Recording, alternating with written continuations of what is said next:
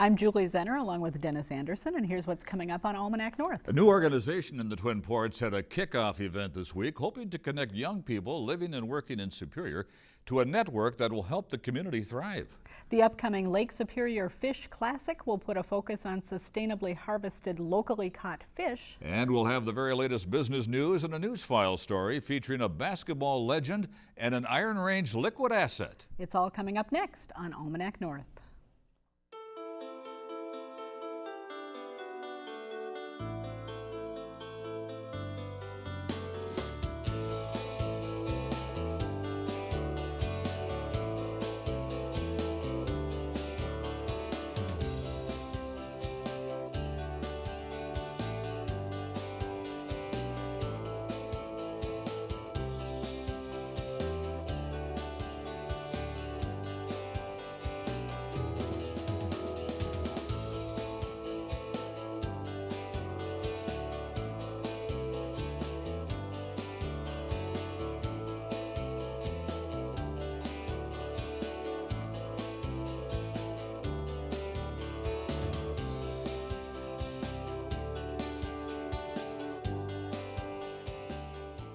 Hello and welcome to Almanac North. Thanks for watching. This week's program was recorded on Wednesday due to WDSE's broadcast of the Duluth Superior Symphony this weekend.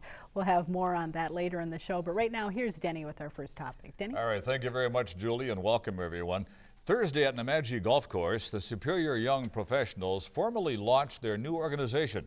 The group is generating interest from the estimated 6,000 people between the ages of 20 and 35 living and working in Superior.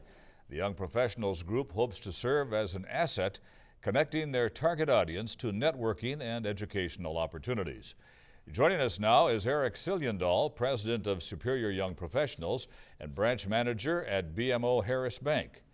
Brodeen is on the Young Professionals Board and principal at Superior's Cooper Elementary School. And Erik Abrahamson is treasurer of the organization, and he works at Screen Graphics in Superior. Well, Erik, how did the Young Professionals get started? What was the idea behind that generated this interest? Well, the Superior Young Professionals, it started as a project with the Superior Douglas County leadership program 2 years ago. We tasked ourselves initially with the goal of coming up with a program to retain young professionals in Superior. We've spent the last 2 years planning, organizing, recruiting, and morphing our group into a mission that we have now is to both attract and retain the young professionals in Superior. Brett, who's a young professional? What age groups? That's a great question. We get asked that question quite frequently. We've left it pretty open. I'll give you a pretty simple answer here. Young professional is someone who's graduated from college or local institution and working professionally in the area. A lot of times people ask, well, how old? Am I too old to be considered a young professional? And what we always say in jest is, young at heart is what we're looking for. So. There you go. Good answer. Erik, how would you rate the community of Superior for young professionals, being one yourself? I think it's I guess on the boom or about to expand even more than it really is now, with all the new companies and the expansion, and I think just the eagerness of all the talent there to stick around and to really embrace the community. There's a lot of potential. I'm kind of interested in your personal stories of how you decided to live and work in Superior. What brought you there? Were you raised there? Did you go to school there? Did you come there for work? What was it? Well, I'm originally from Duluth, but basically work is what got me to the Superior side. Previously to working at BMO Harris Bank, I did work for a Wells Fargo, which we did service Superior customers, so I had some dealings with the Superior side. But 4 years ago I came over and now work full-time on the Superior side and have really come to enjoy the people that I've got to meet on the Superior side of the bridge. And I've done a little more zigging and zagging. Not a Superior or Duluth native. Grew up in central Minnesota, and I'd get to go up to the range to visit my grandparents where I watched Denny on the news quite a bit growing up. I taught school I was a middle school science social studies teacher in the Fox Valley, so Appleton, Kimberly area. Sure. And about 6 years ago, I moved here, and really excited and impressed with what the area has going on as far as opportunities for young people and families. So I'm now a Superior fan, so happy to be here. Work also brought me here. I currently live in Cloquet, but our office is based out of Superior. Sure. So with that, I met new colleagues, new friends, joined a few other organizations in town, and really got to enjoy the area and realized I really want to be here. Feel free to jump in, guys. Can your group help grow the economy in Superior? We hope to be. We hope to be a focus point for both businesses and their employees. We've come to partner with the Development Association and Michelle Hostetler from that organization. And one of the things that we hope to provide for the community through that organization is a tool or a group where we can kind of sit at the table if there's a business that's looking to relocate to Superior, or if a business is looking to draw in employees to the area. If they have young professionals that are looking to move to our community, we could provide basically a networking, a group of people that we could help assimilate them to our area and hopefully make them feel comfortable, because if we can hopefully make them feel connected and engaged to the community, Sure. they'll more likely want to stay. We have lots of young talent in the area, and lots of experienced talent too, but with a young talent, we really hope, like Erik was saying, to connect and then train and retain is kind of what we're talking about, to build a strong community. Mm-hmm. What's the value of having young professional perspective and insight at those tables that you were talking about in terms of working with the business community? Erik? Well, I think that, in general, like you said, the perspective of the younger generation, different, we have how many careers expected in our lives as this under 30 age group, so you're always moving, you're always looking for something new, some new opportunity. So I think that education and that if you like where you are, you're going to stay and evolve those businesses, and start new ones in that area. And because younger people are probably going to be involved in your professional organization, I get the distinct feeling you're not trying to reinvent the Chamber of Commerce. No. Trying to work with them, or No, not at all. Yeah, we hope to partner with the Chamber. We hope to be basically a partner in arms with a number of organizations within the community to basically make a much stronger community. And I have the chuckle when we're talking about younger generation, because I've always felt that way until we've sat at some of our meetings and we've said, really, we're looking to get some more young people involved. And I'm looking around, and I know these guys are too. Like, that's what we're at. That's where we're at. Hey, I still and people feel go, like I'm there. They go, no, we mean really young, like actually young people. You're not that young anymore. So we get a kick out of that one. Speaking about really young people, you work in an elementary school. Yeah, that's really young. Do you get a sense from the students there, whether people see Superior as a place where they want to grow up and live there? Yeah, I do. I think so. And with our teaching staff, one thing we talk about, we work really hard for our kids that are struggling. We work really hard, for our core group. But then we also talk a lot at Cooper and in Superior about our top 10%. And these are our future leaders in the community, in the state, and in the nation. And if we're not working hard to improve them, man, we're doing ourselves a disservice, and someday we'll pay for that. So absolutely, I see excitement for learning and for our community on the upswing for sure. Will you be going out into schools at all, maybe high schools and colleges in Superior, to try to entice young people to get into the business world? I think that's one of the avenues that we're looking at exploring. We do have we have a number of people from the University of Wisconsin-Superior that are already involved with our group.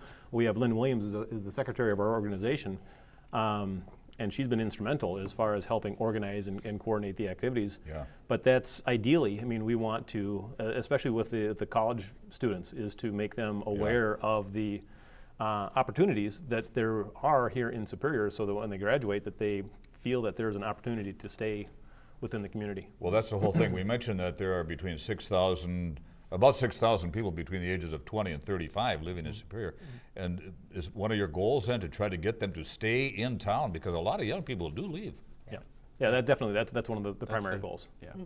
And do you see Superior, in the past 5-10 years doing a lot to actively reach out to the colleges in town? I know Duluth has made an effort in that, and I assume Superior has as well. I think it's been attempted. I don't think it's been that successful outside just this last couple of years, and not necessarily just with the schools, but I think just within the community itself. Mayor Hagan's been doing a tremendous job in basically kind of turning some of the community sentiment in Superior. There's been the road projects that are going on. There's been a lot of positive news with like Exodus Machine, Kestrel.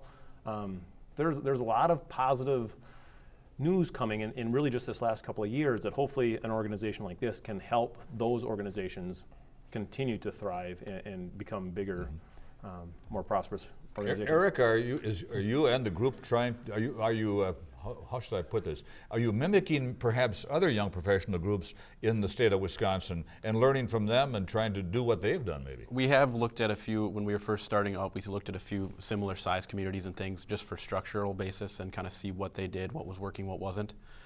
So we have, did a little bit of research. Again, it's kind of hard. It's come down to, I think, our manpower, our dedication to stick with it, our few board members, and really, chugging along, and it's going to work.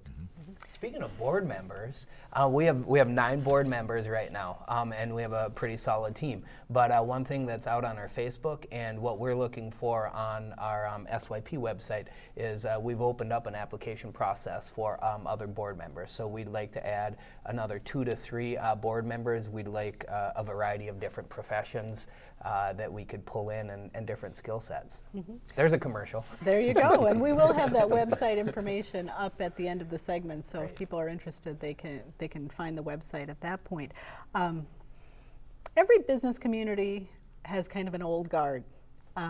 How's the old guard responding to you new kids on the block who are coming up and wanting to get engaged? Is it welcoming? That's funny that you kind of mentioned that, because when I first came to Superior, or to start working full-time to Superior 4 years ago, that was one of the first things I noticed. When I started getting involved with some of the chamber events and some of the other activities that were in our community, I noticed a lot of the same people. Very, very good, very well-respected leaders in the community. But it was a lot of the same people at a lot of the same events, a lot of the same functions.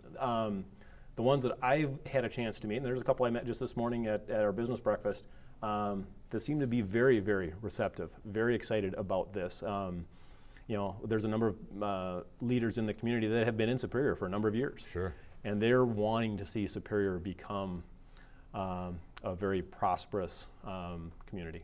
And as we met with Mayor Hagan, that was one thing that he talked with us about a couple months ago, just saying, hey, we need more young people involved in our city government. We need more young people involved in a number of different things going on. So we've got support from the mayor's office, which is nice. So I suspect your group is going to be doing an awful lot of recruiting over the next 12 months or so. Yes. Yeah. How will you do that?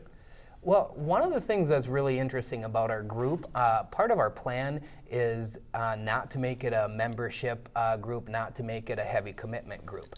We want to keep it, I can't put my finger on our exact term, but free and easy, basically. So to sign up to be an SYP member, you join our group. We inform you about events that are going on. We have professional development luncheons, and then we have social activities. Sure. But shy of that, there aren't any membership fees. There's not a certain amount of time commitment. So we think that will help in the recruitment process. There you go. All right, Erik, Brett, Erik, thank you very much. Very interesting. Thank you. Thank you. Thank you.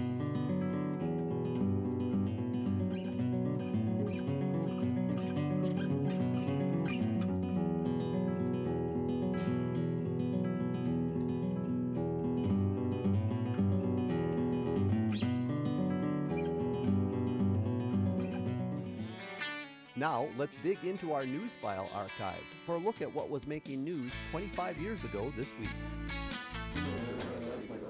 Kevin McHale says he's been drinking Buell water for years. I like Buell water. My wife, it's all we drink up here. It does not out east yet, but they're going to ship me out some here when I get back. But I enjoy it. I like the taste of it. Today, with a scratch of a pen, he put his drinking tastes on the line. being born and raised on the range, I know that the mining industry has changed a little bit, and everybody's diversifying up here, and I think this is an industry that can hopefully help the range a little bit. Buell Water Company officials declined to say how much McHale's endorsement contract is worth, but they admit they'll use McHale in advertising campaigns still on the drawing board. When that ball goes through the basket, then it goes through the floor and another floor and another floor, and then all of a sudden there's a big gush of water with a gallon of Buell water floating on top of it. And Kevin grabs it, takes a drink, and all he says is, ah. McHale will now be on the board of directors for a company that packages over 9,000 jugs of water in an 8-hour period. McHale says he'll start promoting Buell's water at home before taking his endorsement abroad. Buell water officials say that McHale exemplifies the image of the all-American boy. And if that image gets through to the water-drinking public, Buell could be at the winning end of a financial slam dunk. In Buell, John Gagnon, KDLH News.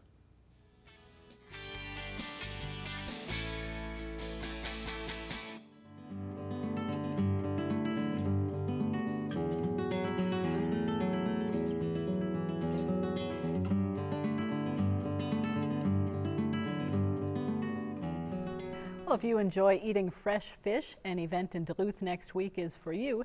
Minnesota Sea Grant and Wisconsin Sea Grant have organized the Lake Superior Fish Classic, pitting top chefs in the region in a cook-off featuring locally caught fish. It's a tribute to the folks involved in harvesting, selling, and studying Lake Superior fish, and we've got the story from net to plate. Steve Dahl is a commercial fisherman from Knife River, and Tom Linderholm is the executive chef at UMD and a Lake Superior charter captain. And thanks to both of you for being here. Thank you for having us. Tom, the competition is next week. Tell folks a little bit about what is happening.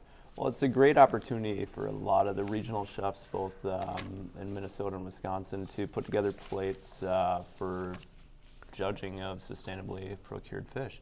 We're doing both Lake Superior lake herring and whitefish. The Minnesota chefs will be working with herring, and the Wisconsin chefs will be working with whitefish. And we'll be preparing samples for everybody to taste and kind of get a bite of what's out there that they may not have been able to try before. Mm-hmm.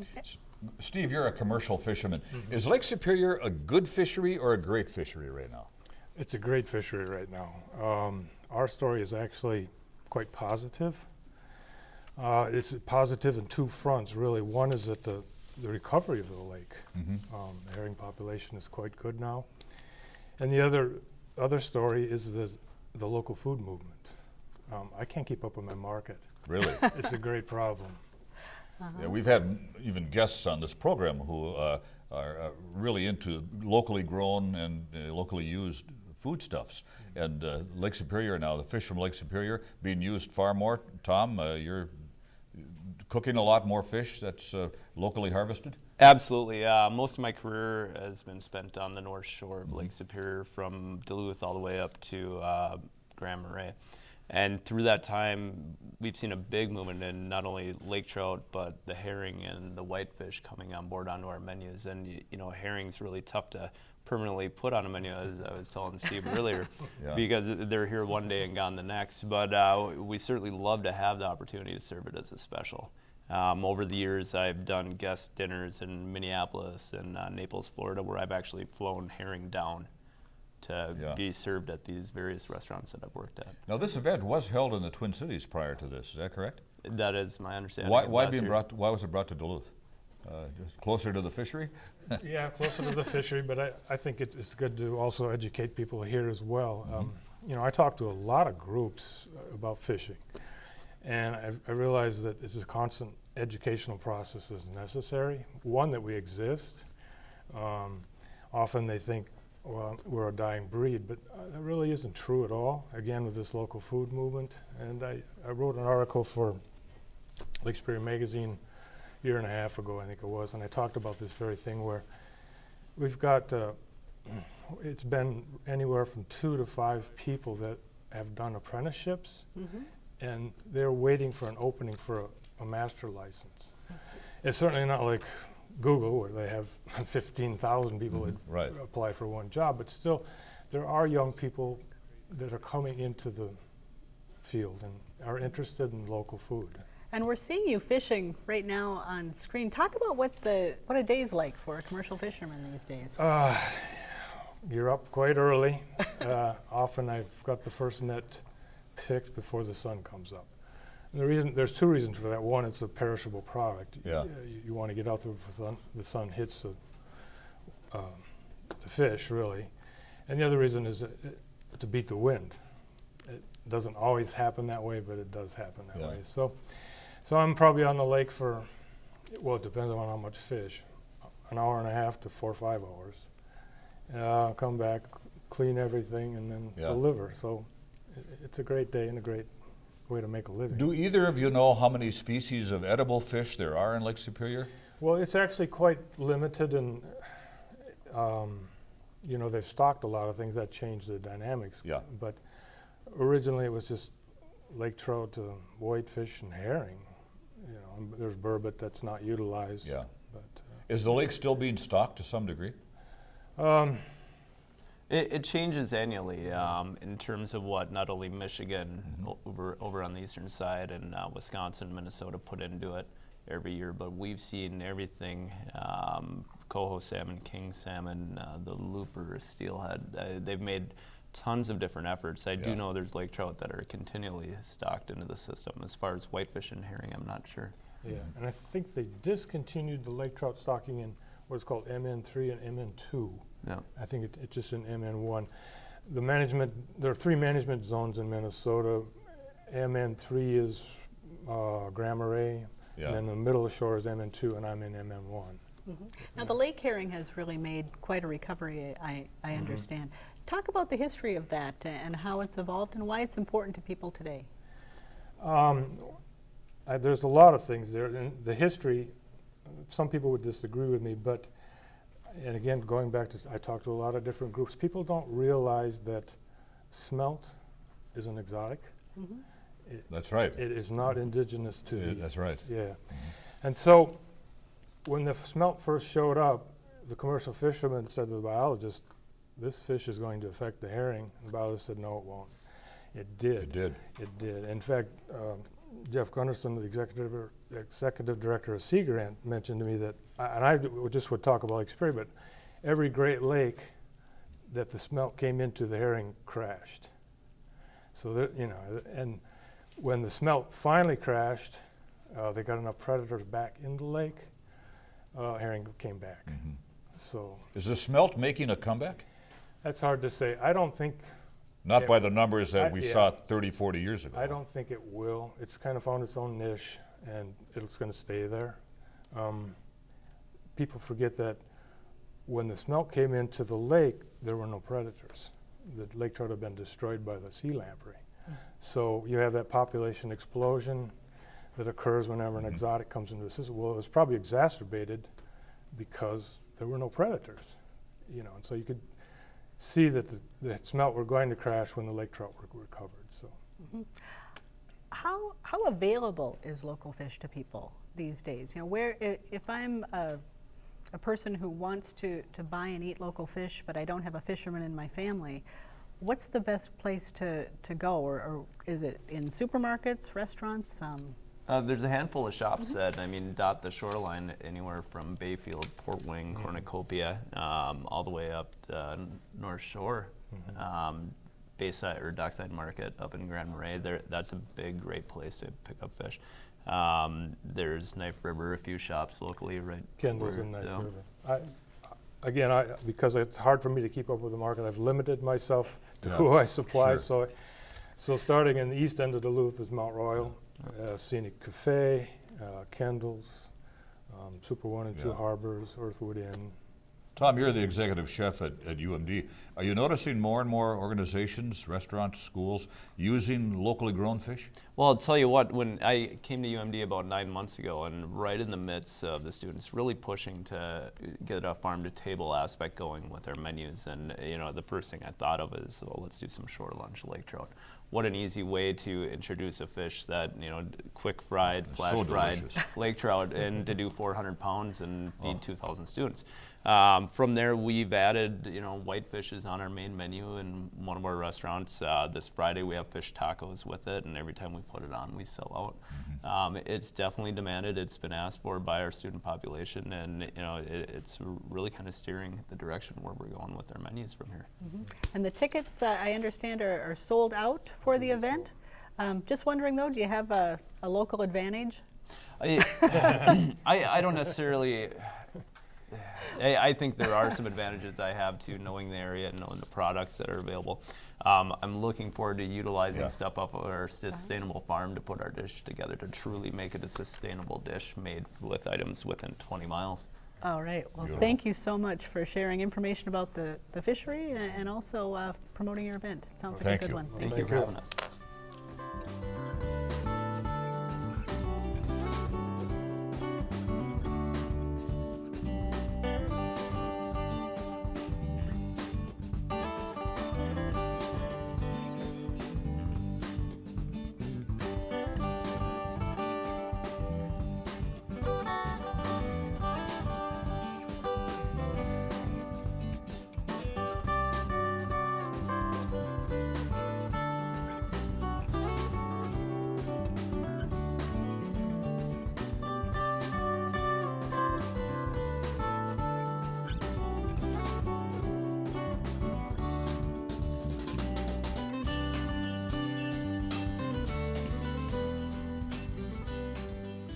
It's time for a look at the week's top business stories from Business North.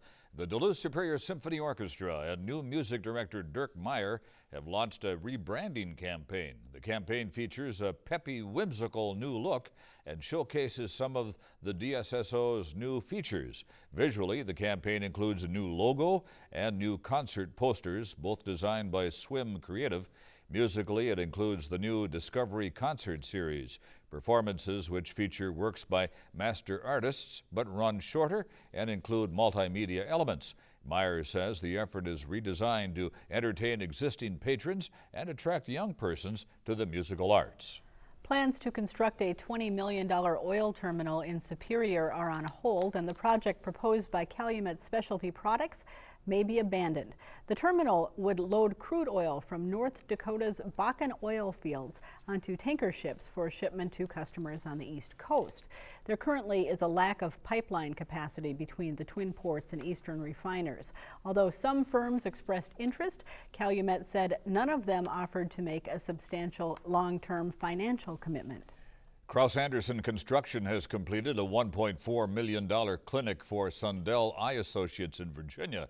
The project is part of the Northwood Surgery Center joint venture between Hibbing Fairview and Dr. Bridget Sundell of Virginia. The Sundell Clinic was constructed adjacent to the new Northwoods facility, which will provide same-day surgical care in multiple specialties. Ground for the Northwoods facility was broken Tuesday, with completion expected next year. For more on these and other stories, visit businessnorth.com. And if you have a comment on our show, now is the time to call. Dial 218-788-2849 to leave a message, or send an email to almanacnorth@wdse.org. And you can visit the WDSE website for the latest news and information about the station, including special events, public meeting notices, and links to PBS programming. And speaking of special programming, don't miss the WDSE broadcast of the Duluth Superior Symphony Orchestra this Saturday at 7 p.m. Denny, sounds like a good one. Oh, great night. The series is back on again and for the year, and it sounds like a great night to stick around the house and watch it if you can't get down there. Yeah, it's always a great performance. Yep. For Denny and the crew here at Almanac North, I'm Julie Zenner. Have a great weekend.